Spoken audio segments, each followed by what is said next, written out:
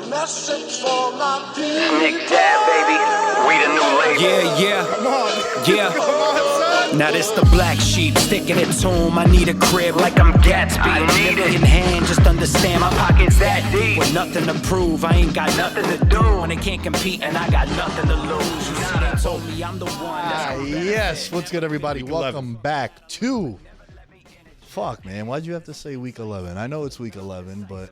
Well, that's good. It's repeating numbers. 1-1. I've been seeing a lot of repeating numbers in my life. So, like, to me, this week is very important. Okay. Yeah. All right. Yeah. Oh, were you saying it because we should be sad that the NFL season is... bro. How fucking... think about this real quick, right? I've talked about this with my buddies a bunch of times. How crazy is it that the day after the Super Bowl, we can't wait for football to come back? And even though it's the summer, it's the spring, it's beautiful weather, girls got the sundresses out, Encore Beach Club is fantastic to walk by. But you're like, I need football back. And then football gets here, and before you know it, bro, Thanksgiving is in 2 weeks. Yep. That's it. You're like, fuck, man. So when you said week 11, it stung a little bit, but I get it. The synergy with the numbers and all that. Your very horoscope of you. I understand. It is. Dude, you have to include a little bit in it in your life. You'd be a fool to think that there's not a piece of astrology that is a winning strategy, because in every single facet of life, there's ways to win. And in astrology, there's ways to win too. I like to think it's repeating numbers. I like 1-1. People always say 11-11, make a wish type shit. You know what I mean? That's sus. A little bit, yeah. You know, but hey, everybody's got a God. All right. You make prayers every morning. We just so happen to make the prayers at 11-11. 11-11, make a wish. I always pray at 10-10. Really? My number twice. Favorite number is 10. That's why it's Nick Day is 10. Repeating numbers. Yeah. You know what I'm saying? 10 represents the dragon. Did you know that? I No, did I'm just not. fucking with No, you, I bro. did All right. not. We don't have to go down in that path. We should have an astrologer on eventually to be like, To tie it into sports can betting? you pick perfect on this slate this week? You ready to become famous? Because of 'Cause the if- moon and the stars align? Yeah. I want to, we should do that for the playoffs. Just to like really throw a wrench in things, an astrologer to predict like the conference championships. We do it for like a 20-minute segment and just see what comes of it. Because if they hit perfectly, we're going to be asking for props, Yeah. everything. Then they will become famous. Sure. Yeah, let's see. If you guys know anybody, why not? I'm for it. I'm for to try to, a little clickbait stuff. Why not? Speaking of trying to get famous, we have another betting scandal. Oh, boy. Seems like, look, we said it when the first one popped up. It's not going to be the last. And a lot of the things that we say and we repeat, we're not saying it because we're lazy. We're saying it because it's probably never going to change our stance on the majority of these things. Correct. So we had 2 Guardians players. Apparently, they're rigging pitches. Clase or Clase, he's Hispanic. Clase. And Ortiz from the Guardians. They are 2 pitchers, Luis Ortiz, to be specific, and Emmanuel Clase, indicted in connection to sports gambling scheme. The money amount, I got to be honest with you, bro. It's hilarious. Oh, I know. So do you want to start with the smallest one? Because this was the one that was the tester amount. Because it increased after they were getting paid $5,000 for this information and knowledge on the bets. They were getting paid $5,000. If I'm correct, based on the veterans minimum of any contract in the MLB, you're probably making that per game. Without a doubt. So 5G should never sway anybody. But that's what they were getting at first.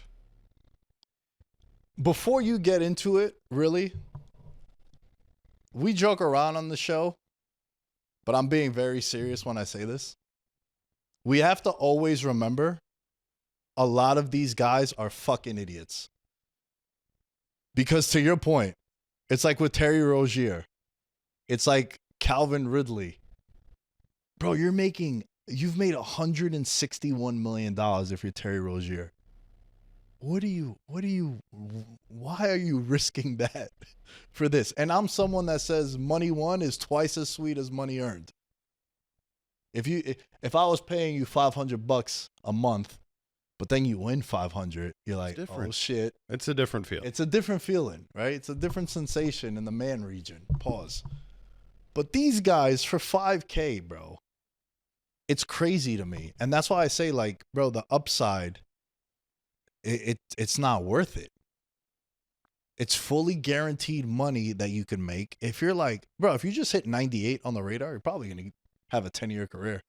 Like, they'll find a way to use you. All right, listen, you're not a starter, but, you know, come in the 7th inning and get us these 3 outs on 2 lefties and shit. Like, there's, you know, situational pitching and all that. I know I went off on a tangent, but it's really important to remember that these guys are really fucking dumb to be doing this, because it's way too much money that you're making guaranteed for $5,000 bribes for throwing rigged pitches, arranging rigged pitches. And it's just crazy to me. The number one live bet that I feel would garner the most attention would be the pitch by pitch betting, in which I've never done. Have you ever done pitch by pitch betting? Dude, I bet baseball maybe in the playoffs in like certain spots.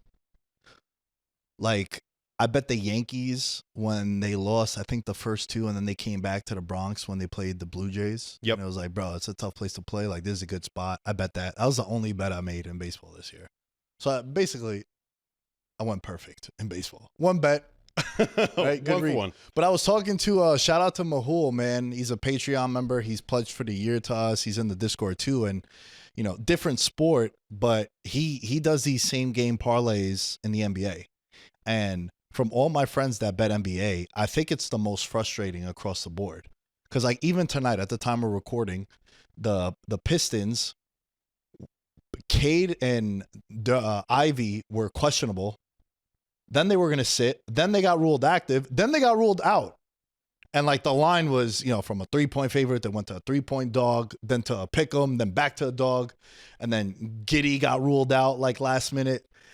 And it's so frustrating because, you know, you do some research for these props, and then before you know it, Durant's going to sit because it's Washington on a Tuesday. And you're like, fuck, yo, I thought this was a good spot for him. Now am I looking at Thompson to maybe pick up the workload, right, or Sengun? And it's just like really, really frustrating, right? So to answer your question, I don't really bet baseball. I think on a day-to-day basis, that's crazy. It's too volatile.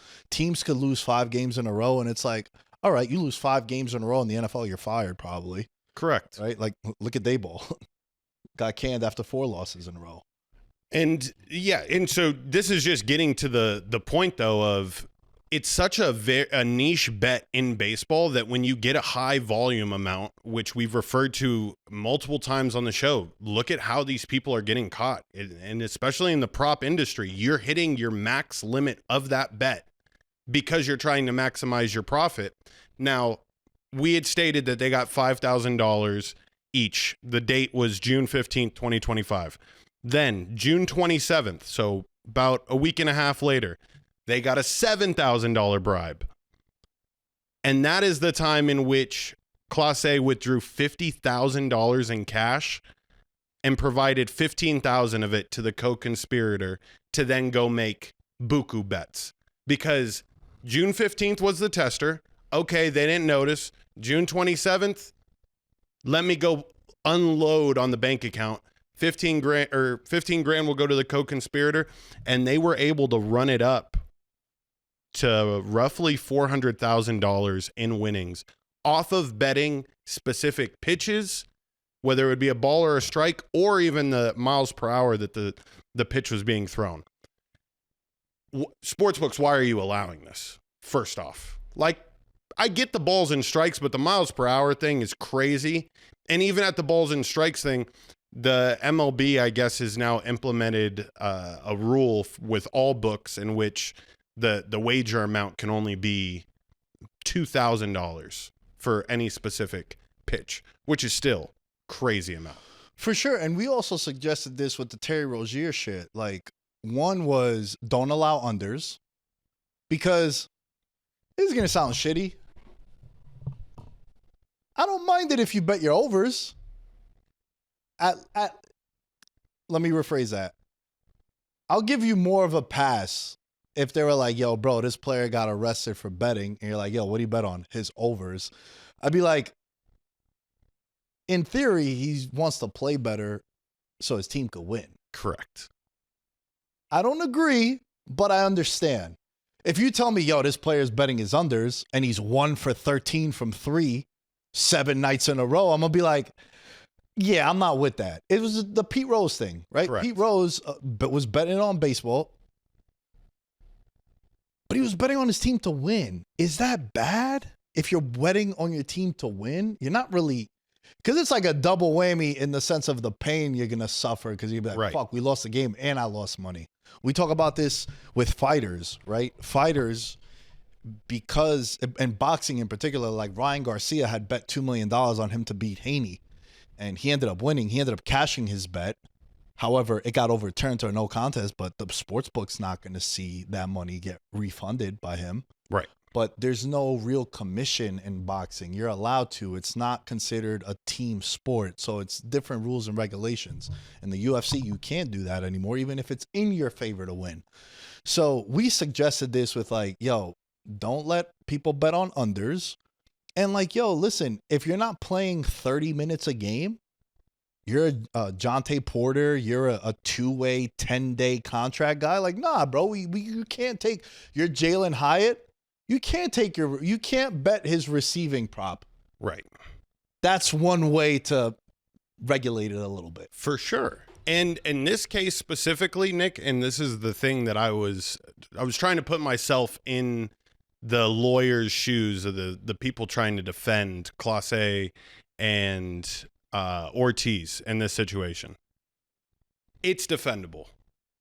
Balls and strikes in how you're throwing pitches and what bets were made, I feel like they might have a chance to get an out on this.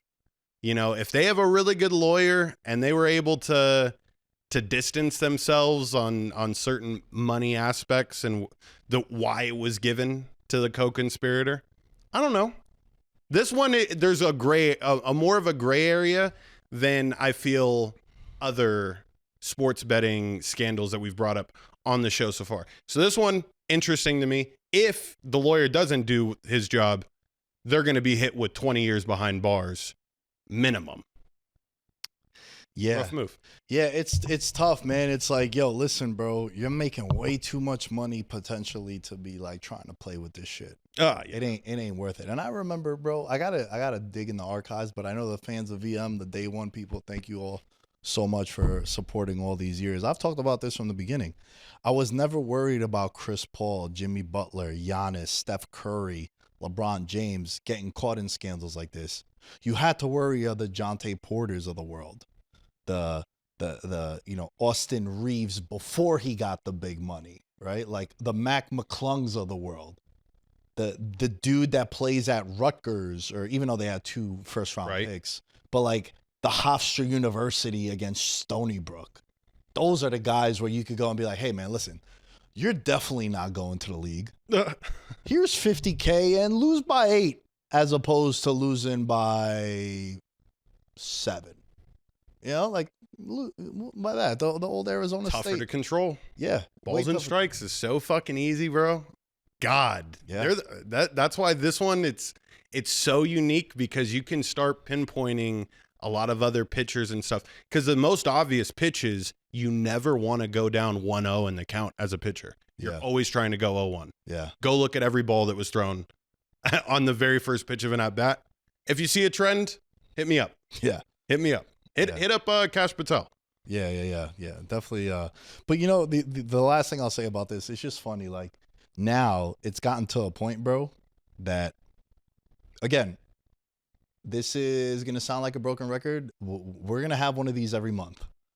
Because I feel like we do have one of these every month. Shit, we've had 2 in the last 3 weeks. Yeah. Right? So this is not going to change. It's going to continue. ESPN Bet actually cut ties. They kind of sold the rights to another sports book. They're becoming the Score Bet. Yeah, bro, they Now- saw the writing on the wall. Yeah, they saw it. They're like, ESPN's kind of getting dragged right now. They had a big rebrand at the beginning of the year. Oh, we're going to bring back sports. We're the heartbeat of sports. Then they start doing this whole streaming shit, and then they revoke their ESPN betting thing, which it's like, come on, bro. If you got nuts, you stay in the game. yeah. It's crazy. Yeah, so basically, for those of you guys that don't know, if you're following the story, they abruptly shut down its $150 million sportsbook deal just a couple of weeks after the NBA betting scandal. After 2 years in business, ESPN is pulling the plug on their partnership with Penn Entertainment. This was funny when I read it. They agreed to mutually depart. Which is always, it's like when someone wants to get fired, but they're like, "Hey, man, just step down. Say you step down so that we don't embarrass you publicly." You just got to step down really quick because they're going to give me shit if I didn't fire Yeah. you. So they were just going to go neutral with this one. Yeah, All right? yeah. There we And now, DraftKings is ESPN is going to align with DraftKings, which was also hysterical because there'd be like ESPN bet promos, and then you'd be watching, and I know it's a different entity, but it would just be funny. Like they would do the Monday Night Football parlay would be ESPN bet, and then you go to Red Zone and it's like sponsored by DraftKings, and then you're watching like Amazon Prime and it's brought to you by FanDuel. You're like, bro, where am I going first? Yeah. Like, it's just crazy. But yeah, listen, this is not going to stop, man. This is going to continue to happen. Hopefully we could be your source to explain this stuff to you because look, bro, it's not going to end. It's not going to end. And also, like, I love the space. I think we've carved out a nice lane for us where we're $25, $50 to $100 bettors, big in the futures market. We're never going to be asking for loose change underneath a Subway, right? It's all fun. And we've wanted to, that's why we call it the best sports betting vibe. We troll each other when we make mistakes. We pat ourselves in the back coming off an 8-2 week. Thank you very much. Up $1,200 on the year when it comes to anytime touchdown. Took a little bit of a hit last week. You know, it was 1,900 last week. It's a little bit of a hit, but we got to keep it honest with the fan base. You know, we got to keep it honest with the fan base. Yeah, let us know what you guys think in the comments. Let us know in the comments what you think. All right, George. You'd brought up Austin Reeves, and I think that Yeah. I was like, is that the time that we have to talk about this Nico situation? Could have been. Because Could have been. because it's always what people are bringing up. How did they not get Austin Reeves in the trade? Mhm. Would Austin Reeves have even fit with the Mavs? We're going to talk now about Nico Harrison has been fired as the GM of the Dallas Mavericks. And this was led strongly by the fan base. I think it's 100% a success. If you're a Dallas Mavericks fan and you've been making posters, which, by the way, I have no clue how you get a fire the GM of our team posters into the arena. As a GM, or no posters for a while is what I would do. You know what I mean? Well, I think the people working probably felt the same way. They're like, Oh, those sons of bitches. And I would have fired him on the spot. You're Yeah. going to let him say fire me? No, I'm going to fire you. dude, I patted him down. He had no weapon. That's a weapon right there. I lost my job. We had to confiscate 375 Fire Nico signs tonight. It's going to take forever for people to get into Mavs games if we're going to keep doing this. Dude, They fired him. how crazy. Hold on. How about this, right? We were kind of a Mavericks podcast for a little bit. We were. Remember, not too long. Dude, 18 months ago, they're in the NBA Finals. Yeah. It was a memorable episode. I wore my Celtic gear. I brought out like the championship thing. I gave you a Kyrie Irving jersey. Yeah. It was a big moment. Yeah, it was. But it was also a big moment because in February of that year, I said the Mavericks to make the finals were 20-1. And then the Mavericks to win the finals was 40-1. And then at the start of the playoffs on Patreon, 11-1 was Celtics Mavericks to be the finals. Remember, the Celtics side that year was like, there ain't no way they're not making the finals. Yeah, they were like minus were like 200 minus- all year Yeah, to win the East. Yeah, to win the East. And then come playoff time, they jump to like minus 300. So you're like, man, Mavericks, kind of like the path to get there. And so they get to the finals, right? Bro, this was 18 months ago, bro. They get to the NBA Finals. And then they lose in 5, right? And then the reports started coming out, yo, they took the beer can away from Luka. He's not in the best shape. My whole thing is like, bro, maybe that's his PED. Maybe a Bud Light, Coors Light, an IPA if he's into that hipster shit, which, by the way, I'm into that kind of stuff. Maybe that's his PED. Bro, he's European. They're wired different. They all leave in the summer. They want to go back to horses and carriages and fucking chilling on the beach in Greece and shit. They want to they don't train with anyone else. They do their own thing. These Europeans are wired way different as a Greek guy myself. Maybe Luka, in the shape he was in, was what made him a guy be all NBA 5 times by the time he was 25. In the finals, last game, 36 points game 5 of the Western Conference Finals has 36 points, 10 rebounds, 5 assists, 2 steals. Named Western Conference Finals MVP. Then they go and they lose in 5 to the Celtics, right? Which they were overmatched. Game 1, I had told you right away. I remember we had it a topic like, do you ever watch a series and in one game you're like, yo, it's a wrap? KP comes back off. He went nuts in the first half in a revenge game, kind of, because he was on the Mavericks too. So this team is not far removed from being in the finals. And then they trade. Luka gets hurt on Christmas, right? He leaves that game against the Timberwolves, which was a rematch of the conference finals, right? Just giving you guys a timeline. He gets hurt with a calf and he's sidelined for a month. And then on February 2nd, they trade Luka. And then the reports started coming out that like, yo, it was only one call. I'm a Knicks fan. You start wondering like, bro, Mikal Bridges went for 5 first-round picks. Desmond Bane, a couple months later, goes for 4 or 5 high-value draft picks. What the fuck would Luka go for? 25? Like, Oklahoma City would have to give up all their assets in the future, which they still have a shit ton, to get this guy kind of thing. Yep. And they didn't shop him around. They kind of just like at midnight on the East Coast was when the trade broke down. So much so that people thought Shams got hacked. Right? It was so ridiculous. It was ridiculous when it happened. Anthony Davis, north of 30, constantly hurt. He's played 10 games for them since this trade. They lose Kyrie to the ACL last year, almost right away. They get the number 1 pick. They get Cooper Flagg, I've been watching him a little bit, bro. He hasn't been playing bad. He's been playing really well. But the fact when you're like, the next big thing, it's like, yo, he's averaging 15 a game. It's not bad. He just played 10 games in his NBA career.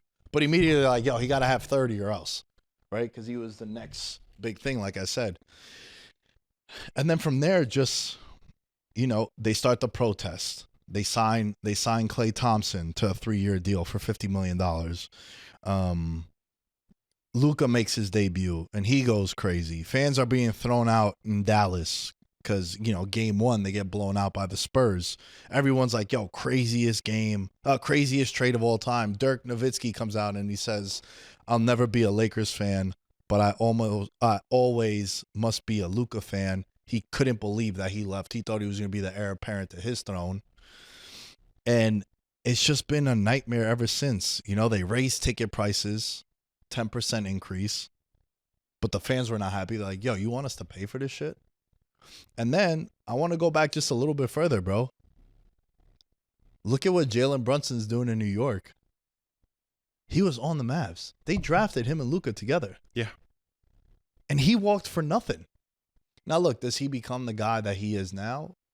Probably not. But Luka was on a podcast with JJ Redick one time, and JJ Redick asked him, like, yo, did you know this was going to happen with Jalen? And he's like, yeah. He's like, how? He's like, bro, there was a game 2 or game 3 against the Jazz in the playoffs. I was out that game. It was a must-win because you can't go down 2-0 because of the history of the league and shit. He's like, Brunson had like a 40-piece. And we were like, oh, okay. And I always feel like the best cosign is from your peers. Correct. Game recognized game, real recognized real. And to me, it's like that could have been a fireable offense, bro. Knowing what you know now, what would Brunson go for? Well, yeah, I mean, 8 first-round picks? Well, yeah, if you're not attaching any players to it, minimum. Because you just look at it like Desmond Bain went for all that. And then Mikal Bridges also. It's like, bro, the fact that you didn't shop him was crazy. And then you have the conspiracy people, like they traded him to the Lakers because of the Vegas stuff, and the team in Dallas wants to move to Vegas, and it was a friendly deal because the family that owns the Mavericks now, it's not Mark Cuban. The family that owns it now, they have a lot of ties to the hotels and casinos here in the Las Vegas Strip. And then, you know, the conspiracy, like that's why they got the number 1 pick.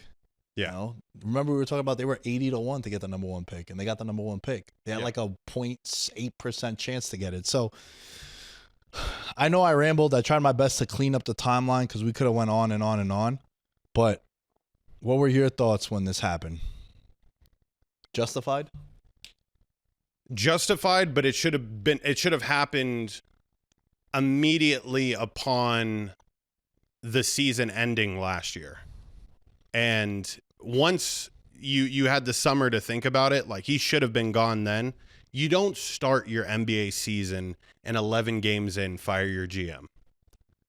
It's not what good franchises do, in my opinion, especially when, given the circumstances that Kyrie goes down and Anthony Davis is showing what Anthony Davis is, just very inconsistent on being able to make it to the floor. Can you really judge Cooper Flagg and how good he's doing with all the injuries on the team? And all the injuries on the team are a direct reflection of what Nico was trying to do. So the question has been brought up. If this Mavericks team in a couple of years, maybe even next year, goes to the Western Conference Finals or even to the finals, was Nico right? Or will he never, ever, ever be told that he deserves credit because the fan base has turned on him so hard? Like, this is a interesting scenario, Nick, because out of Dallas this year, we've had monster trades. The Micah Parsons trade is in direct correlation to the size of the Luka trade. You know, and so what I'm thinking is that... Hold on. I hear what you're saying. Yeah. Yeah, a lot of big trades coming, but like, you would agree that Luka is a way better player than what Parsons is. In terms to winning a football game or winning a championship in either sport, there's an argument to be made that an elite pass rusher is definitely like the third most important thing you would need, right? Correct. Quarterback, we talk about it all the time. Find a quarterback, protect them, go after theirs. So they're in the top 3. Find a quarterback, go after theirs, protect your quarterback. I'd put it number 2. Okay, but regardless, fair, it's in the 3. With his production, with Micah's production, I would say it's relatively similar. But the two differences in that situation is, one, you have a GM that can't fire himself and will never fire himself.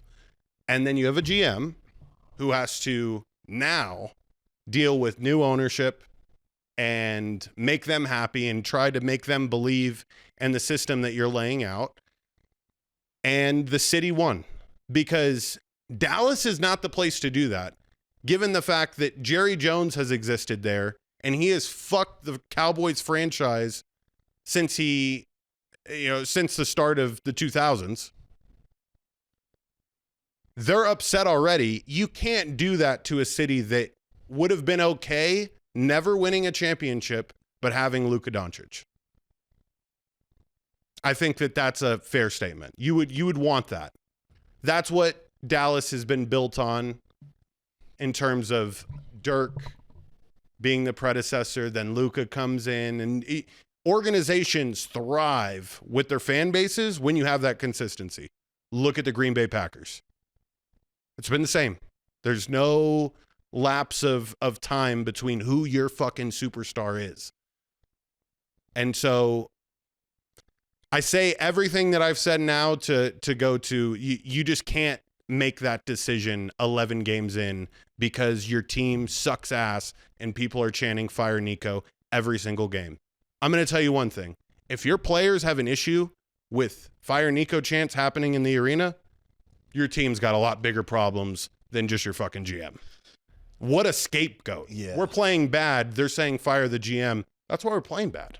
Yeah. That's a bitch ass answer, in my opinion. Nah, for sure, man. You know, it always comes back to one thing, and it never got discussed, but the only way you can explain trading Luka when you did for what you did, 25 years old, the only way is if you knew for certain he told you, yo, I'm not re-signing with you guys.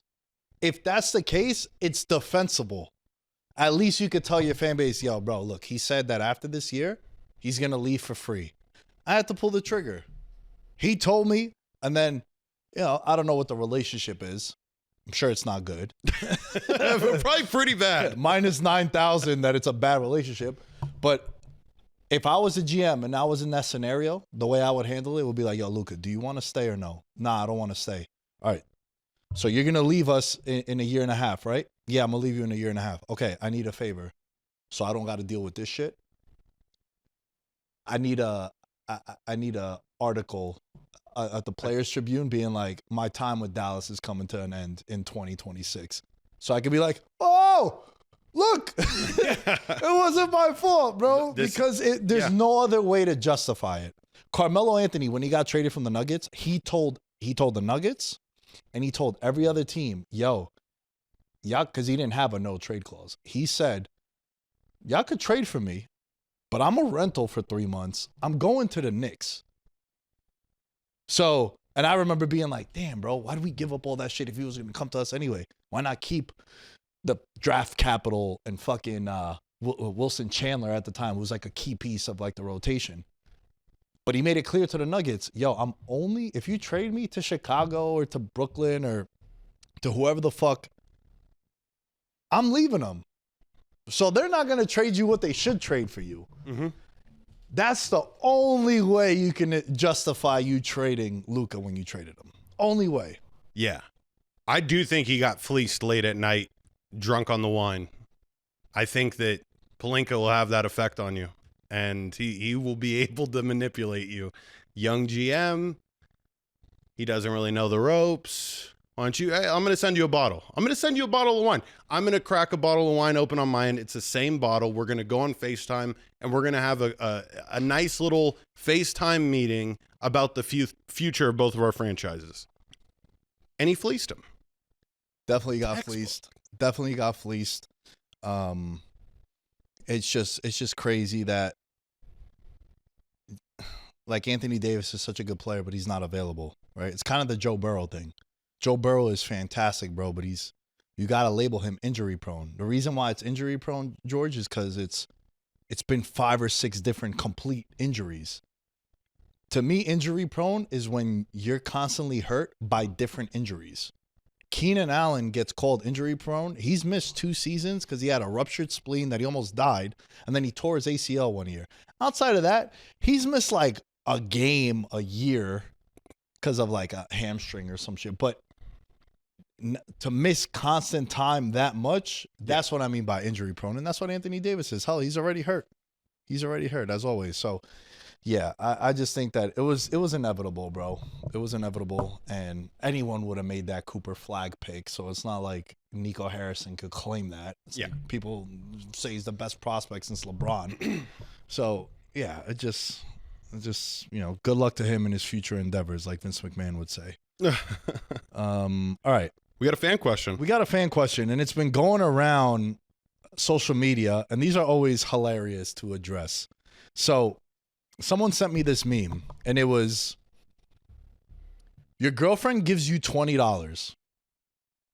You hit $100,000, whether the roulette table or the slot machine, or you hit a parlay. You hit a 12-leg anytime touchdown parlay. You win $100K. How much are you giving them? Let's go with the girlfriend first. The girlfriend will think she's getting $100K because daddy's always going to keep charge of the money. All right. That's what's going to happen in my situation. You got $100K. Who's in charge of the $100K? Look at me. Okay. So it's not saying that she can't take from it. By the way, if you were to look at the accumulation over time, she'd probably end up taking $2,000 to $5,000. It's better than shelling out 10 to 20 grand to make her think like, oh, this is how much I love you. No. I got you. I'm taking care of you. 100 grand, you know it's there. Just whenever you need money, you come to me. I think that's a good way to pay way less than what a lot of these motherfuckers are saying online. Maybe I'll give her 10K. You know what I mean? I'll keep 90 for myself. No. I get $100,000 because I put the bet in. And I would do this too if roles were reversed. You call me from New York and you're like, hey, George, put this bet in and it's $20 and it's $100K, but I placed the ticket. I'm like, Nick, legally, the sportsbook saw me put the bet in.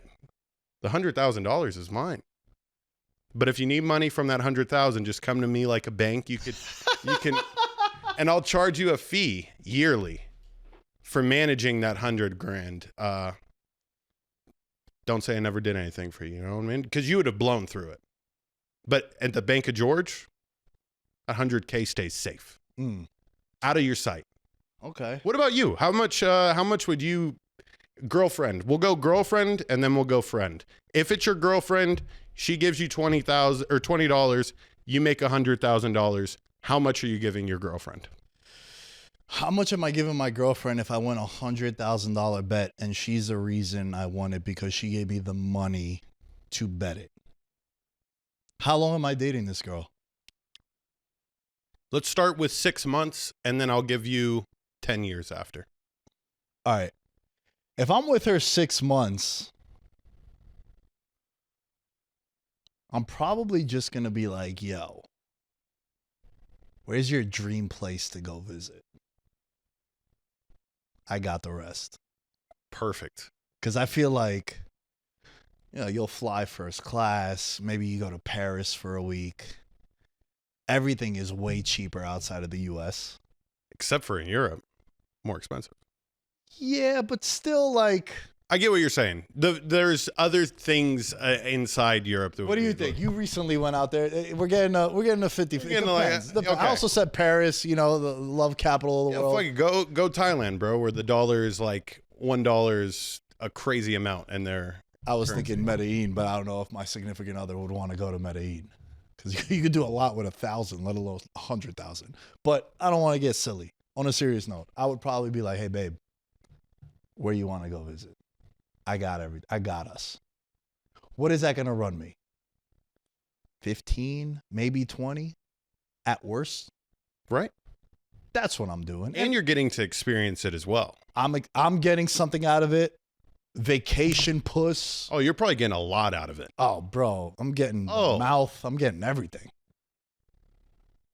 Everything. I'm getting everything. And it's like, to your point, I experienced this too. You're going to love it. I'm going to love it. It's your dream place. You got to pick the location. Hell, even better, here's the card. You book everything. That's Dangerous. what I'm doing. Dangerous. Yeah, 6 months? 6 months? Oh, Give her the card? Well, no, we got to go back to that. Listen. 6 months, she's not getting the card. But maybe she could oversee my shoulder and be like, what do you think of this hotel? Hey, turn around. I got to put in the security code on you. You're stealing my shit. That's what I'm probably doing. Eyes. Now, if it's my significant other for 5 years. 5 years, probably doing the same. It's a good call. If it's my wife, she got a ring, I'm down to be like, yo, here's half for you. Truthfully. But she got to be the missus. Right. It can't be just some girl I met at fucking, what's it called now? Palm Trees Club. It's not Web Republic no more. Are you serious? Yeah, it got rebranded. It's like Palm Trees Club. Interesting. Yeah, so like it's not some girl there that's a bottle girl from like no. From the Palm Tree Club. Yeah. It's got a good name to it. Yeah, it does. Yeah. Good little ring I to it. prefer Web Republic, but you know what? It's not my place. I can't do nothing about it. That's what I would do. Now, if it's my boy, truthfully, I'm probably splitting it. Now, mind you, I'm someone that don't like to split in fantasy football. One of my best friends at the time, my buddy Espo, shout out to Espo, him and I were super close when we were like in our early 20s. Him and I go to the fantasy finals, and he calls me and he goes, hey, man, do you want to split? At the time, I think our league was like $200. So first place won $1,600.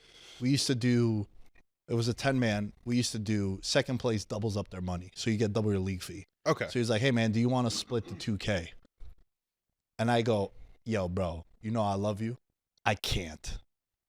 Because at the time, I had Antonio Brown, Demaryius Thomas, Le'Veon. Like, my team was fucking loaded. I'm like, bro, there's no way it's competitive. End up beating them by like 50. But I was like, for you, I'll go 65-35. And he was like, all right, cool. And then I ended up beating him anyway. So I say all that because if it's my friend and you give me $20 to go make this bet and I win 100K, I'm going to split it with you. Is it fucked up that I wouldn't do that with my girl? No. Fuck yeah, that's the answer. No. Yeah, the trust has to be established. 100%. I really came up with my answer on the spot there, and I am loving it every second. I just want to become a bank. I really do. I think that this is the way. I'll be completely honest with you. The friend one, I thought about. The girl, I thought about that on the fly too. I was like, I don't want to give this. I was going to say bitch. I don't want to give this girl half. Right? Yeah. I don't want to give her a certain amount because the other thing, you know how girls are. You give her 20, she'll be like, why only 20? Why can't I get half? I thought you loved me. I thought so too until I had 100K. Yeah, I'd probably say you get what you get and you don't throw a fit. All right, we learned this in first grade. Yeah. All right, this is the way it is. Yeah. All right, that 100K wasn't there a second ago. It was be grateful. Yeah, I've gone out with some friends that I've come to visit in Vegas, and maybe they're a little tight on money. I'll be like, yo, listen, I'm gonna pay for dinner. Here's $200-300 to go gamble. If you hit something crazy, just take care of me. That's it. They haven't hit nothing crazy. But I'd rather you have a good time than let the money be a reason that you don't come out and you don't have a good time. 100%. You know what I mean? Yes. But agreed. I'll be honest. If me and you are out and you win 100K and I was the one that gave you the money for that, I would expect something. But, you know, you would take care of me too. It might not be half, but it'd be a good amount. It'd be like an acceptable amount. Of course, Nick. Yeah. No, and you know, likewise too. And yeah, I mean, like I said, we would open up a joint bank account. That 100K would stay under my name, and I would send you a card that you wouldn't be able to look and see how much of the funds are left, but you'd be able to swipe it like a little prepaid Visa. You just tell me the amount, and so that way we keep it safe. Fair? I'm with it. All right, perfect. Let's do it. It's good problems to have if you hit for 100K. It's like when my friends, I had this one friend, right? Anytime you would tell him like, yo, bro, say I'm playing daily fantasy or I hit this parlay. You're like, damn, bro, if so-and-so wins, I might win for 10K. The first thing they tell you is like, dude, you know, it's not really 10K. You got to pay taxes. It's like, yo, bro, you're a fucking loser. I know. I get it. But what I'm saying is, let me hit that bet first, and then I worry about everything else. Yeah. You know what I'm saying? Like, I'm planning my life to be altered if I win 100K, and then I don't win 100K. Let me win the 100K, and then I'll decipher everything that I need to. Yeah. For that friend, let's send him an IRS hat for Christmas. Yeah. Since that's what he wants to be. He wants to be the IRS. You want to be the IRS? By the way, I don't have to. You're saying I have to pay the tax. I don't have to. Like, it's my choice. Hello. Can we speak to Mr. George Carmona? No, I'm in Medellin. All right. I have $100,000 in a joint bank account with Nick, and I send him prepaid visas occasionally. Hey, let us know what you guys would do with your significant other and with your homie if you happen to win some money. All right. George, before we get into the NFL, patreon.com/Veterans Minimum. We're coming off a fantastic week for the picks, 8-2, like we said. And we've also said on many, many different occasions, we do not charge people for picks. What you get on the Patreon and in the Discord is you support the show, you support the community that we're building. A lot of people put their own bets in there too. The Discord gets really active. They love to troll me with Bijan Robinson. Like, I'm not watching the games and I can see what the fuck is happening. And I know that we're not winning Offensive Player of the Year, but I love all of you guys. All you got to do is give us $1 a month. You get the recap of all the bets that we put. The futures, Cade Cunningham. We had CJ Watson on the show. Detroit Pistons, #1 seed in the East. He said that he liked Cade Cunningham at 50-1. I thought he was an interesting play. Now he's 25-1 to win the MVP, right? Wemby had that first 5 games going crazy. Now his odds are worse than they were at the start of the season. And we said how much the line movement was going on. So you get all the futures in there. You get all the picks, all the anytime touchdowns, and anything you guys miss from the show, you get it on the Patreon. So patreon.com/Veterans Minimum. And also make sure you're following us on all social media outlets, on TikTok, Facebook, Instagram, LinkedIn. Twitter, LinkedIn. Yep, George got us do it. on LinkedIn. I do, man. It's very like reputable, professional. Some of our worst engagement comes from LinkedIn. Shocker. It turns out we haven't necessarily cracked the code of people sitting at work not wanting to work and instead looking at our content. We exist. If you're in an office and they have all the socials blocked out, make sure you go to LinkedIn. That's the best way to consume us in a work environment. But you brought up IG, Nick, and I have to say I've really been liking your IG stories as of lately, mainly the Jackson Dart ones. Jackson Dart and you. Now that Dable's out of the situation, I think you're making your play, dude. I think you see that the old man's out of the situation. All right, now Jackson wants the young bull in you. You had a man crush? Just listen, I've been waiting for a quarterback, and I got one. And yeah, I think listen, he's on any given Sunday, he's the most important person in my life for those 3 hours. And in my life in general, he's probably top 5.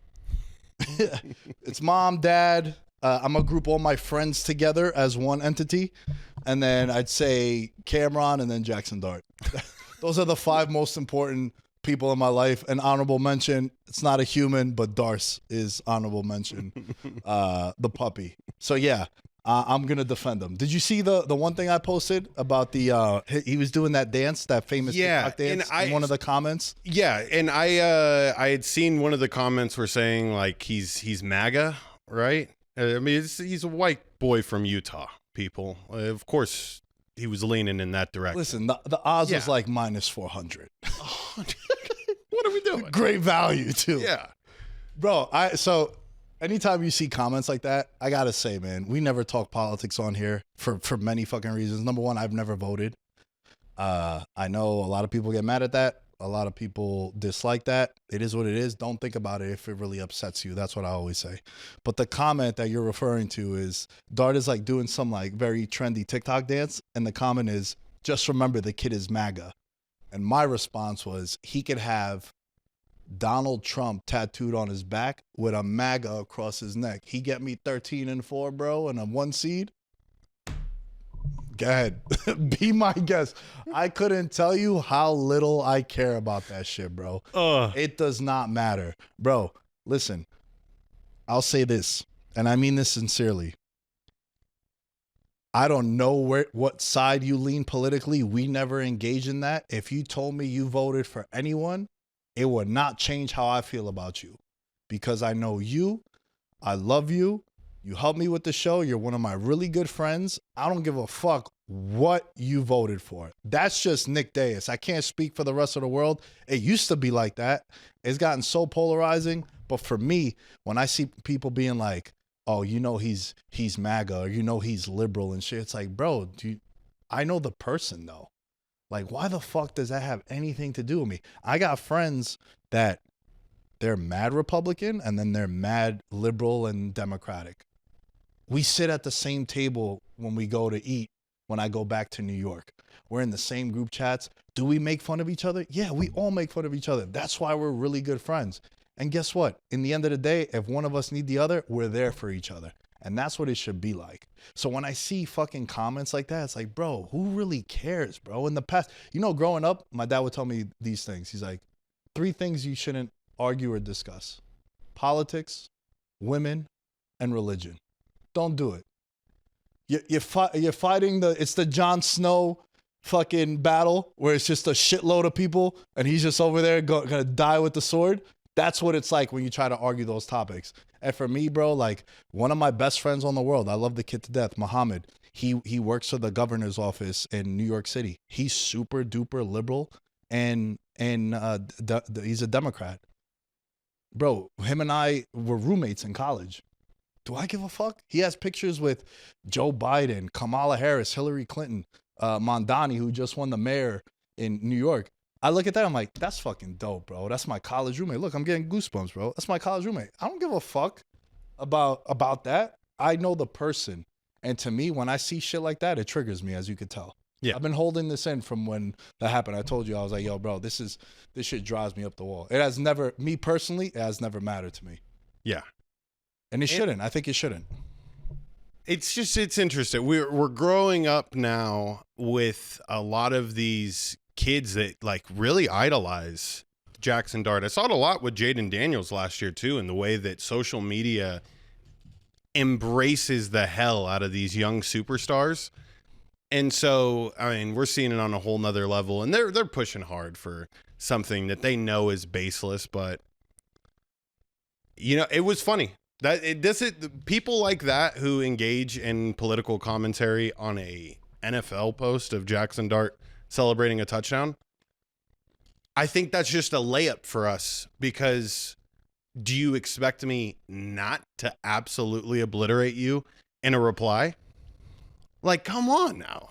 You don't think that people are willing to die for Jackson Dart? The man sitting to my right here would literally, I'm pretty sure he would sell his first unborn child For 13-4. for 13-4 with Jackson Dart. Bro, I They just don't know. I don't want him to play another snap this year. I've seen enough. I said it earlier in the week. Really good engagement on that post. Shout out to all of you guys following that stuff. But yeah, man, you know, went off on a tangent. I just had to get it off my chest. I think it's really, really stupid. Some of you guys go so hard for these politicians. You don't even go that hard for yourselves and your own family. And I think that's why a lot of people are miserable, bro. Facts. When all my friends are like, yo, you're not into politics? I was like, no, bro, because I like myself. I think you should have a decent amount of information on politics to make jokes about it. Because if you're able to joke about it on both sides, then you could really like get out of any situation, and you could kind of, you know, blend in and be a chameleon. I love Tim Dillon. And so for me, my politics, I get through him because he makes fun of politics. That's my rant on the P word. Yeah, on the P word. Yeah, you got to be careful with that. You got to be careful with that. It's just a landmine of explosives I'd rather just avoid. So, with that being said, you know what we're not going to avoid? The picks. The picks, baby. Week 11 picks. George. Oh, before that, though, we have to announce the contest winner. Oh, shit, yeah. Yeah, so our weekly pick'em contest, link in the description, and code VM25 to join any week. It's free. It's a pick'em contest. All the games against the spread. The winner each week from our group gets $50. This week we have a three-way tie, Nick. We have a three-way tie between Andre Wynn, Abel Resin, and Cameron, the president of the 22% Club, Carmona. So, since we have a three-way tie with Cameron involved, I didn't want to do the cards. I didn't want to roll the dice. I didn't want to do an envelope or anything. I just wanted to go by who was the better picker in weeks previous, and that's going to determine the winner. That's how I'm choosing this week. So last week, Andre had 60% hit. Cameron had 60% hit. Abel Resin, you didn't play last week. So he's out. He's out. He's out. Let's go. We have to go to week 9 now. Okay? Or actually week 8. And week 8, Andre had 50 points in the contest. Cameron had 60 points in the contest. Thus, Cameron is the winner of the Pick'em contest this week. Congratulations. By the way, that's the fairest we have ever done that, because we have done a whole bunch of random shit. This makes legitimate sense. Let's go back in time. Who is the better picker? That's right. Probably the one that loves the show the most. Yo, you know what's great about this, too? We've told people that if you didn't make picks the week before, it don't matter. but now it does. Hey, I'm for it, bro, because you got to go home later. And if she, like, listen. Oh, and by the way, she's not going to know this till tomorrow morning when the episode's playing. I'm not going to tell her tonight. Oh, fuck I'm not. yeah. So Yeah, I'm going to see if I get a reaction. I'll post it on socials. I'm for it, man. Yeah. I'm for it. Yeah. So shout out to Cameron. Hey, Congrats. by the way, she had 10 points on the week. I believe there was 14 games, so there was 14. 10 and 4. Yeah. Yeah, 10 and 4. Oh, fuck yeah. That's really good. Yeah. She does 10 and 4 every week, bro. And you bet them, you won't need to do anything else. It's getting really, really close here in the in our group, man. Like, we have a lot of good players that are a lot of players above 500. So I'm making my push. I'm 9th on the list right now in the total for our group. But anyways, week 11. Week 11 picks. All right, a quick recap. On the year, I am 26, 22, and 1. Ursulita's 4 and 6. In this economy is 1 and 5 against the spread, 2 and 2 anytime touchdown props. Becky. We're above 500 with Becky. Let's go. Baby girl got to call me. I know she might be in town. The Latin Grammys are around. Oh, she's for sure in town. Yeah, Yo Soy Fiesta. I'm ready. Let's lock in, baby. 5, 4, and 1 is Becky. Toxic one is 7 and 3. Trust Me is 7 and 3. However, on a 2-game losing streak with Trust Me, the flagship pick of the show, I'm going to turn it around this week, George. What do you got for the week? My record as of week 10, I'm 23 and 28. My Ursulita is 3 and 6. My In This Economy, I'm 3 and 1 against the spread, 4 and 3 in the props department. For my Becky, 7 and 3. I've been treating her right all year. Toxic one, 5 and 4. Trust Me, on the way back up for me. I'm at 3 and 6 with that. I have a chance this week with a perfect 5 and 0 record to go to 500. Coming off of going 4 and 1, I am feeling fucking froggy, and I'm excited because it is a banger slate of games that we got, and I'm not afraid to put some plays. Yeah, and we said on Monday, this is not the week if you have a girlfriend, if you're dating somebody. The 22%ers, they might have boyfriends or husbands. We're not doing nothing on Sunday. Mm-mm. All right? From morning to night, it's banger after banger. We got Chiefs, Broncos, Seahawks, Rams, Bucks, Bills, Lions, Eagles. Whoa. I want to just mention a couple of things. This might be the game of the year so far. Rams and Seahawks. George, check this out. The 2 best teams against the spread in the NFL this season. 7 and 2 straight up, 7 and 2 against the spread. So you're looking at 14 and 4 if you just blindly took the Seahawks and the Rams each week against the spread. The best 2 teams against the spread in the NFL this season, but both teams enter their 10th game with a win percentage of 77%, both straight up and against the spread.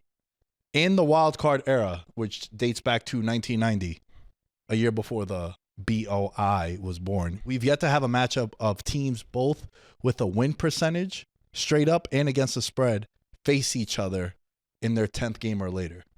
Wow. It is a historic game. Oh, boy. Let me ask you this. Yeah? Is this game one of your picks? Yes, it is. Okay. Yes, Because it I is. was going to propose we should make a pick on this game. Oh, it was my Monday winner, baby. And Okay. I mean, fuck, bro. I'll just say it. If you watch the show on Monday, you'll know I'm taking the Rams. And I was elated as soon as I found out that they were going with the all-black uniforms. Chef's kiss. It's a fucking funeral for those Seahawks coming into SoFi. So what do you have? What is your pick exactly? And let's start with that. We're going to go with the Rams as my Trust Me. Ooh, okay. And this is why Monday winners is very important. The Rams were -2.5. It is now Rams -3 at most locations. That half a point is extremely important, but I'm willing to take that with the Rams this week. So Rams -3 is my Trust Me. The Seahawks are one of those teams that this year have exploded on people, in the first half. When they are faced with another comparable team that is going to slow them down early. Talk to him, bro. And they have to play from behind. Just watch. I don't want to alt spread this game because I respect the hell out of the Seahawks. I do. I love this so much. The Seahawks this season, in the first half, they're 7-2 against the spread this year, second to the Patriots, another team that starts very fast.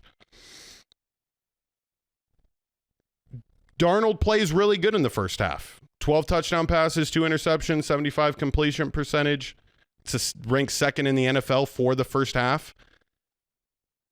However, Sean McVay doesn't lose to the Seahawks, especially when Matt Stafford is at quarterback. Let's not reference the game that happened last year in which Geno Smith and Jimmy Garoppolo were the starting quarterbacks on the field that week between these two teams.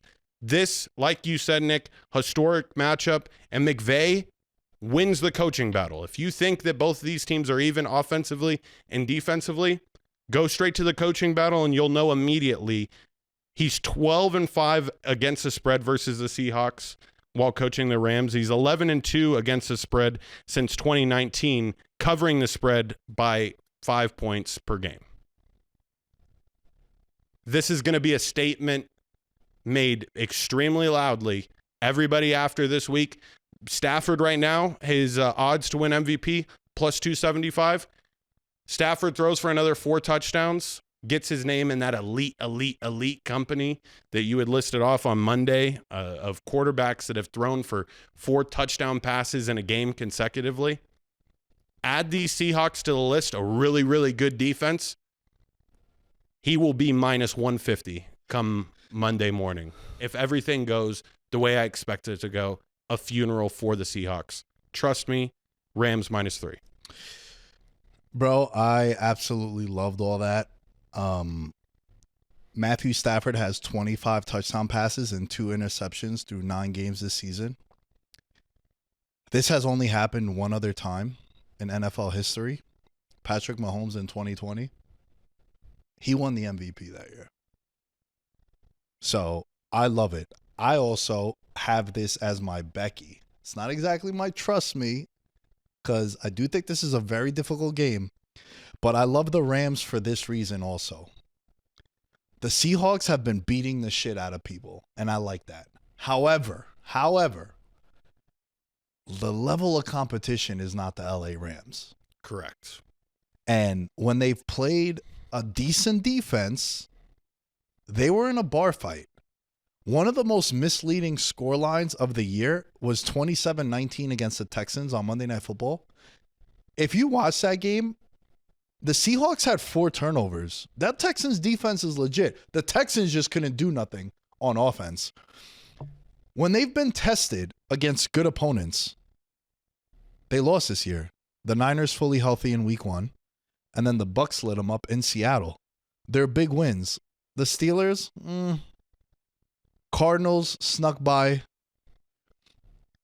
Barely beat the Texans with all those turnovers. They beat the Jaguars. They smoked the Commanders. They smoked the Cardinals. This is the best team they've played all year. We're on the flip side, the Rams lost a game they had no business losing to the Eagles. They've beaten the Texans.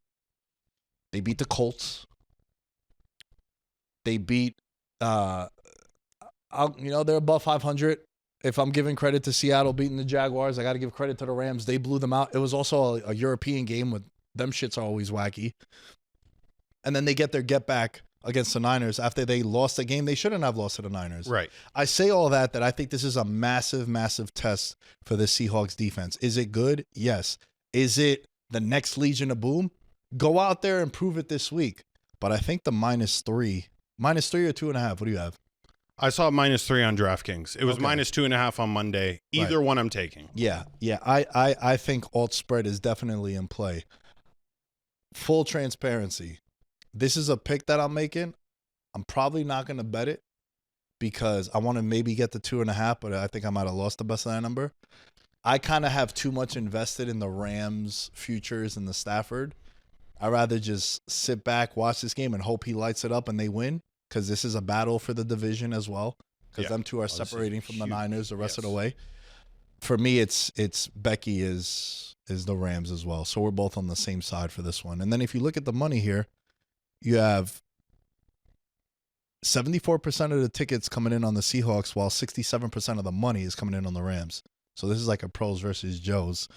And look, bro, I think the Rams are an absolute buzzsaw offensively. And the way Stafford is playing right now, this is a massive, massive game. And this game didn't get flexed to Sunday Night Football because the Sunday Night Football game is a banger as well, which leads me to my trust me. Let's go. Trust me. Philadelphia Eagles -2.5 against the Detroit Lions. Look, Dan Campbell, 10-0 straight up as a favorite in prime time in the regular season. However, they're not favorites in this game. I like the Eagles. They looked really bad on Monday Night Football. Cold weather. I get it. They are a cold weather team. You know, we saw them play in the snow against the Rams in the playoffs. For as much as I like backing the Detroit Lions off a loss, I like backing the Eagles after a sluggish performance. They looked pretty bad on Monday Night Football offensively. Defensively, they balled out. That defense is starting to come together. Agreed. And, you know, Mitchell is probably the best corner in the league no one is talking about. Yeah, we're getting a salute from an Eagles fan. Shouts to Isaiah. I think, you know, Cooper DeJean last year was getting a lot of love because he's a white DB. Let's be honest. Correct. We could say that. We're white guys. He's a white DB. It's going to be spotlighted way more. Bottom line is they were throwing to the white DB side way more than they were throwing to Mitchell's side. That's all you need to know. Yeah. It's like, bro, Patrick Surtain was like, yo, they racially profile Riley Moss. They're like, bro, he gets called for all these penalties, and he's like, yo, I think it's because he's a white DB. It's like, oh, yeah, that's hilarious that he said that. But, you know, Mitchell is balling out, and they still have the pass rush. I think they're at home. It's a primetime game. This is the team that everyone is like, the Lions. A.J. Brown is telling people to bench him in fantasy. A.J. Brown plus 210 anytime touchdown. I like that also. I just like the Eagles in this spot on Sunday Night Football. And also, I really like the Eagles because when the Lions play good teams, they tend to fold. They beat up on the Commanders. We expect that. We expected it. They were one of our plays last week that led us to being 8-2. Yep. Absolutely love the Eagles this week, -2.5. I'm so conflicted on the total for this game because I honestly, seeing the Lions as dogs coming off of somewhat figuring it out offensively after a shit performance versus the Vikings. They really course corrected versus the Commanders. And now I'm like, the Eagles are going to take away the run. There's no way that they aren't going to have that be their main focus. This can be a shootout, in my opinion. Jamison Williams props probably will go nuts. I would say look at Devontae Adams. Dallas Goedert will be a good option. I'm excited. I didn't play this game, but there's definitely aspects of this game that I like, and it'll be a game time decision, especially if I get 3. Lions +3, I kind of like that. I also want to mention that since 2022, 21-4 is what Jalen Hurts is at home. And also another trend that's really interesting. Since 2020, Jared Goff has started 9 games where his team was playing outdoors, with their last game being outdoors as well. So back-to-back outdoor games. We always talk about him being a better quarterback indoors as opposed to outdoors. They're 3-6 against the spread in those games. I just like Jalen Hurts in night games.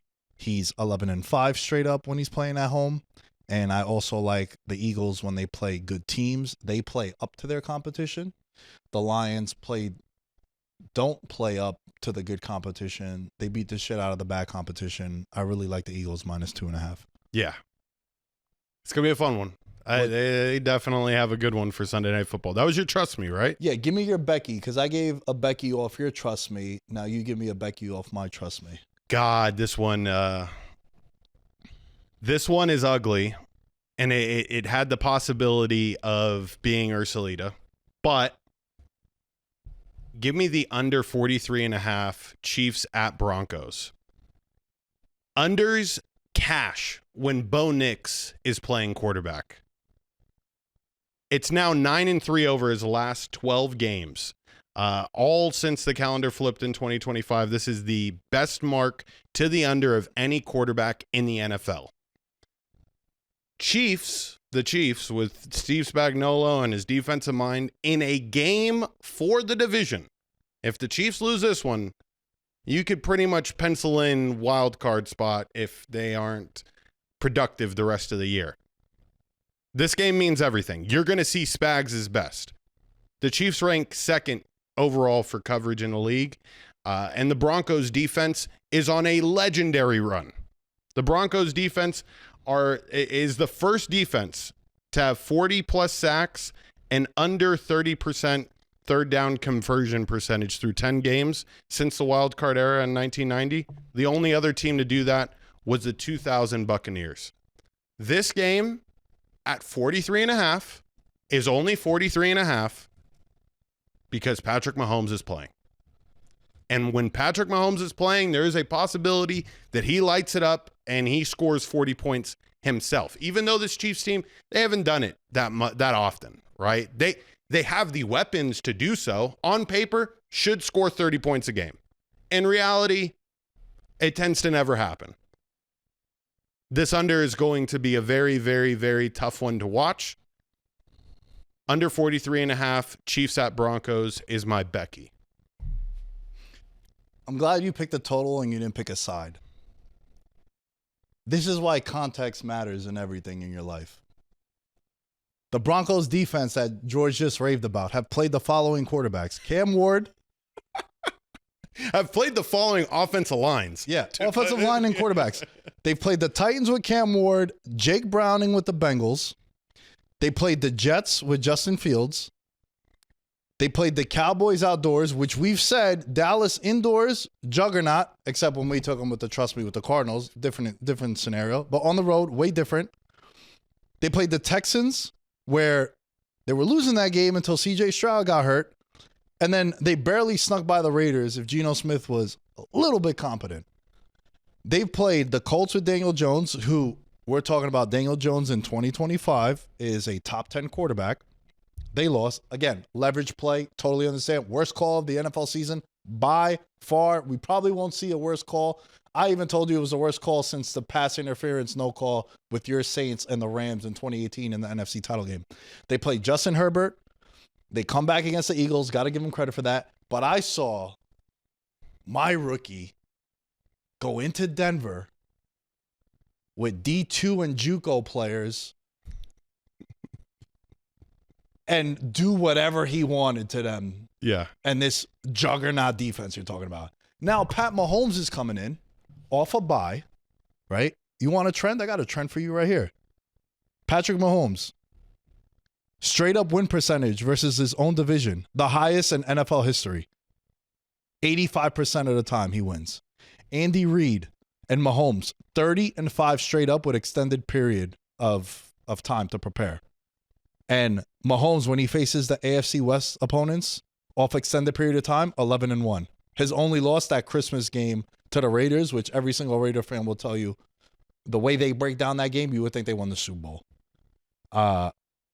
You got Mahomes coming in with this offense, which has been buzzing. Off a bad performance with the Bills. And everyone's like, Denver. Bro, this is a must-win game for the Chiefs. Yeah. They lose this game, they're 3.5 back in the division. That's what I'm saying. They would be in the hunt graphic the rest of the year. And wild card. You're not winning it.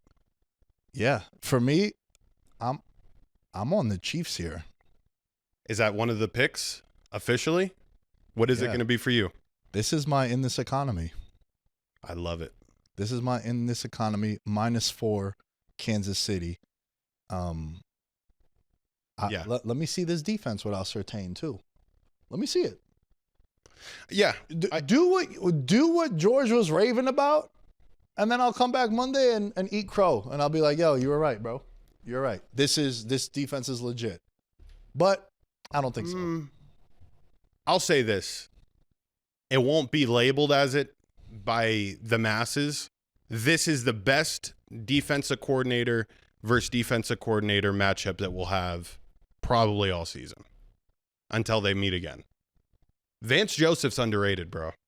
And they have a lot of stunts in games, and it's not going to be easy. And that's why I really do. I just predict this one being a field goal fest, ugly, and trying to claw out like a 17-10 win, 17-14 win is what I'm envisioning. All right. You'd given me your in this economy with the Chiefs. I'll give you my in this economy. Okay. Joe Flacco, over 300 passing yards, is at plus 214 right now on DraftKings. Thought about parlaying this with Jamar Chase stuff or T. Higgins stuff. I'm done with that. I'm giving you enough value in the plus 214. Joe Flacco, last time he played the Steelers, absolutely roasted them. We all remember Mike Tomlin having a rant the week that they played the Bengals and saying, well, why would they trade away a player that was good enough to be their week 1 starter? Well, it's to fuck with you, Mike Tomlin. That's exactly what's going to happen in this game. The Steelers' defense was stout against the run. However, you can break through. Ladd McConkey went crazy, and I think that the same exact thing is going to happen with the 2 premier receivers that they have on the outside.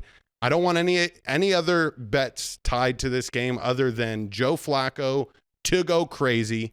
In his 23 games versus the Steelers, he's thrown for 5,370 yards, 30 touchdowns, and 12 interception. In those 23 games, he's thrown for 300 yards 4 times, with the latest one happening this year.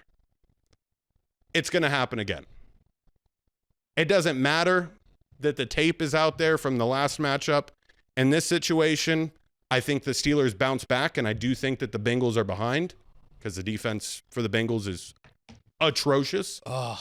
So this is a spot in which they're going to be constantly throwing it. You know, Chase Brown for the Bengals, if you got him on fantasy, I mean, RIP, dude. Like, he could have been something special this year, but just not in the cards for it. Flacco, over 300 passing yards in this economy bet for me.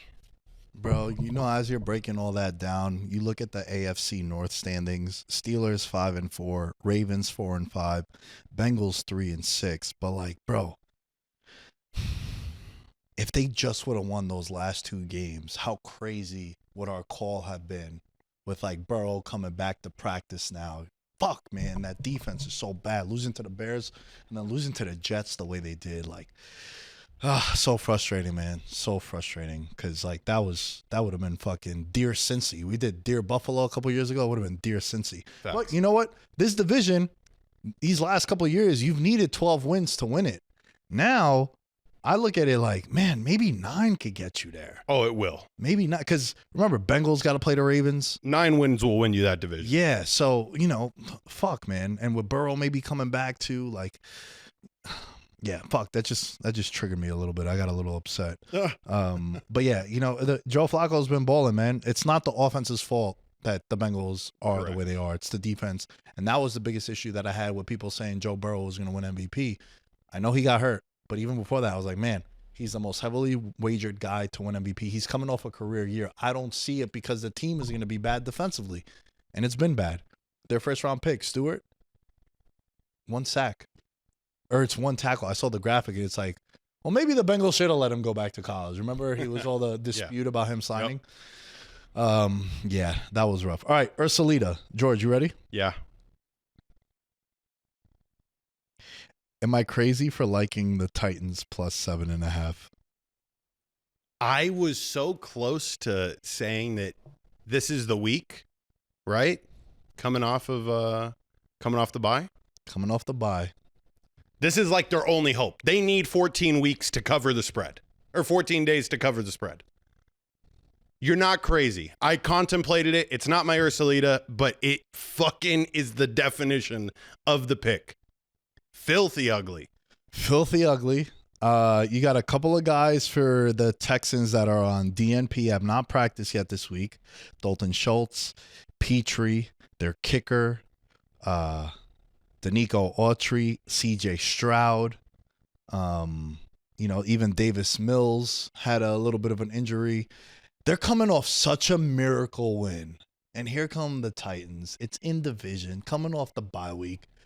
If this isn't Ursulita, I don't know what is. Who the fuck wants to back a team that's 4-22 against the spread? This guy right here, baby. Ursulita, Titans plus 7.5. I can see it now, bro. Scott Hansen on Red Zone. Oh, back to Nashville where Cam Ward on a 2-minute drive to try to win the game. Yeah, down 4. And you're like, yo, let's go. Just no pick six. Hey, no pick six, so we cash. Pick six. Yeah, and look, man, anytime a team has like a miracle win the way the Texans did, coming back in the fourth quarter and then covering the spread also, Titans coming off a bye, it got to be Ursulita. Again, it's gross. It's really gross. That's why it's Ursulita, Titans plus 7.5. Really gross would also be putting in the over of that game, 37.5. With all the injuries you listed there, though, that kind of like it's got me tempted. When there's a lot of backups on the field, you can't put the personnel and packages that you want together for certain looks. That's a offensive coordinator's dream. 37.5. Bro, can I also give you the gambler's fallacy? What? They're due to cover the spread. They currently have lost 9 consecutive games against the spread after an against the spread win. So they're due to break the streak, bro. They're due. They're due. That's it. They're due. Okay, what else you got? Ursulita for me. Another total here. I'm fucking loving the totals. They're treating me well this year. Over 39.5 at the Ravens versus Browns game. It's ugly because the Browns have Dylan Gabriel at quarterback, and he has become the social media punching bag. I have seen more just shit posts about his quarterbacking skills than just about any other quarterback in the league, next to Kirk Cousins. But that was short-lived because it was so bad. But Dylan Gabriel's given us tape every single week, proving that he's not the guy. What I'm hoping for in this situation, one, the Ravens score 40 points themselves and cover this outright. It's really what I need. But Lamar Jackson in his 5 career games in Cleveland, the Ravens are averaging 30 points a game. The Ravens are 6-3 to the over this year, but since the start of last season, they're 20-8 to the over, as well as 18-7 to the over with Lamar Jackson. And the Browns' last 4 meetings against Lamar, the over is 4-0. Like I said, I had to make the case for this one being ugly because I just presented a lot of sexy things. That's the sexy part of the Ursulita pick. The ugly part is that I am telling you that the Browns are going to score a touchdown this week. That's tough. That's tough for me to say out loud, but that's the way I feel. I feel it could be a garbage time touchdown. Maybe Shador gets in, scores a touchdown. Anything's possible. I am taking the over 39.5 in the Ravens versus Browns game. That's my Ursulita. You know, I really considered putting the Ravens as the toxic one, but I'm done backing shit teams with shit quarterbacks. I can't do it. I can't do it. And also, like, you look at Kevin Stefanski, 2-10 against the spread under Stefanski against AFC opponents who are under 500 straight up on the season. So, you know, the Ravens technically under 500. And I like the defense for the Browns at home. I've always said that. Maybe the in division, them being familiar with one another helps them. But I just can't bank it. I can't bank on that. I just want to add some context to that. However, my toxic one for the week, boy, oh boy, be very, very careful with the Dallas Cowboys as 3.5-point favorites in Vegas next Monday night. This Monday night, I should say. Yep. Nobody wants to back the Raiders, but the Raiders being underdogs at home. Look, bro, we got to go off what we've seen. Where Brock Bowers at home this offense came alive. Geno Smith was like, yo, fuck that. Generational player. Let me just throw it to him. Yep. And this isn't the best defense in the league by any metric. It's the worst defense in the league. So this is like, yo, Geno, if you can't keep us in the game to cover this 3.5, we got to look elsewhere. Kenny Pickett or whoever the backup is, we got to get you in there. Yeah. So with that being said, my toxic one is the Cowboys minus 3.5. Do not bet that. Take the Raiders at home as an underdog on Monday Night Football. I witnessed it with my own 2 eyes 2 weeks ago when the Raiders played the Jaguars. The Jaguars were 3-point favorites coming into Vegas last week. I'll still stand on this. I mean, it was a short week between the Broncos and the Raiders, and it was an ugly, ugly, ugly nothing burger of a game. The defenses showed up, and the Raiders defense, prime time, there's a lot of shit rumors happening around the team of, you know, what the future is really going to look like. There is no future right now. Your entire franchise thought it was a good idea to go with Ashton Genty. A year after you knocked it out of the park with Brock Bowers, you can't win every year. However, if you want to become a winning franchise that wins Super Bowls, that's what you have to do. So I love that. I'll be taking the Raiders in that one. I'll be taking the Raiders in the under. It's 50.5. I like the under. Yeah. I expected bigger fireworks from the Cowboys the last time they were on primetime, and they fucking shit the bed. Yeah. Do you have anything else on that game? No. Okay. I do not have anything else. Toxic one for me. Sure. Vikings -3 versus the Bears. The Bears are being so undervalued and looked over right now, but I really do like the way that this team is coming together. I like the Caleb Williams that has emerged. I like him so much that Caleb Williams is in my anytime touchdown parlay. I've spoiled it. But the Vikings -3 is a very toxic bet. The reason why I say it's toxic is because last week versus the Ravens, Minnesota had 13 penalties, 3 turnovers, and went 3 for 14 on 3rd down. Minnesota also had 8 false start penalties at home, the most for a home team since 2009. I can't bet a team that has 0 discipline. And when you get penalized that much, and those type of penalties especially, I can't back you. You're at home and you don't have the ability to get your team controlled and reined in enough to keep a drive going. JJ McCarthy isn't that guy yet. Kevin O'Connell wants him to be.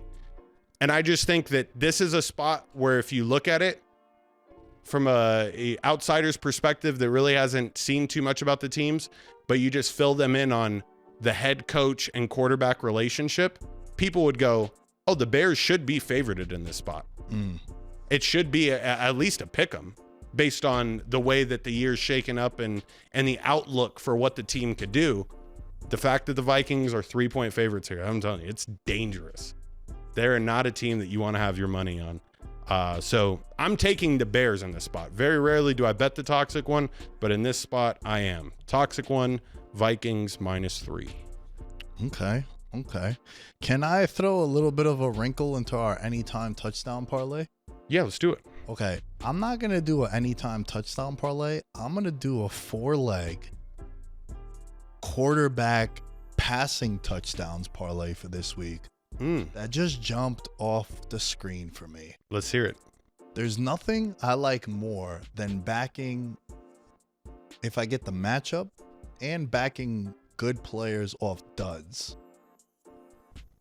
Give me Josh Allen, Jalen Hurts, Jordan Love, and Aaron Rodgers against the Bengals defense at home to throw 2 or more passing touchdowns this week. 10-1. I love it. I love that one. Yeah, it's a simple premise. Look, they all look. Rodgers is toast. You had to back the Aaron Rodgers one up. You didn't say the defenses that they were playing, but you were like Aaron Rodgers versus the Bengals defense, though. That's the only one. Well, look, the rest of the 3 will be good. So hear me out. Eagles at home against Detroit. Not the greatest secondary. Banged up secondary for sure. That's a good AJ Brown says you should trade me. They struggled offensively. Bounce back spot. Jalen Hurts has done really well for us in bounce back spots like that back in the offense. Aaron Rodgers, he should retire. Just leave now. Save yourself the glory. They're playing the Bengals. I like that. Josh Allen, sold bad. They get the Bucks at home now. Gotta win after losing as a big favorite. And then Jordan Love against the Giants. If you can't go crazy against a G-man, you might not be the guy. You might not be the guy. So that's mine right there. And yo, can I tell you another thing? It's a kind of side note. Keep an eye out for Matt LaFleur to be fired if they spiral and don't make the playoffs. On the Monday night game, he was asked about like job security. And as I'm watching that, I'm like, I said, Kyle Shanahan, that's who I want if he gets let go to be the Giants head coach. Wow. Give me that. That's I like that. Bro, think about it. And you're thinking big picture here. That's a good coach to have. Yo, listen, one of the following 3 coaches are going to get let go this year. McDermott, which we said last year. Matt LaFleur, if they don't make the playoffs, you made the Parsons trade and all that shit. Mm-hmm. And Kyle Shanahan, I think it's just, we just need to move on. Right. I'm almost willing to say one of those 3 is going to get fired. It's interesting. And immediately going to have a job within 2 days. Yeah. Same thing with like Mike Tomlin. Mike Tomlin gets let go because it's like, yo, it's ran its course. You know, there's been a graphic going around that Brian Daboll has more playoff wins than Mike Tomlin in the last 8 years, right? And like, you know, Brian Daboll got let go on Monday. So that was like a funny graphic. But Mike Tomlin's the same way. Like he gets fired, he's on a new team by the end of it. He gets fired on Tuesday, by Friday, he's holding up to New Jersey.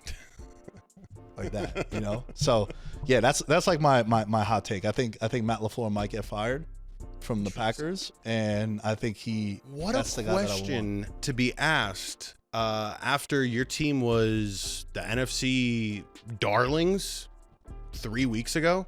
What a question to be asked. The press will tell you a lot. Not just them trying to generate clicks and anything. They don't ask that question unless that question needs to be asked. That's all I'm going to say.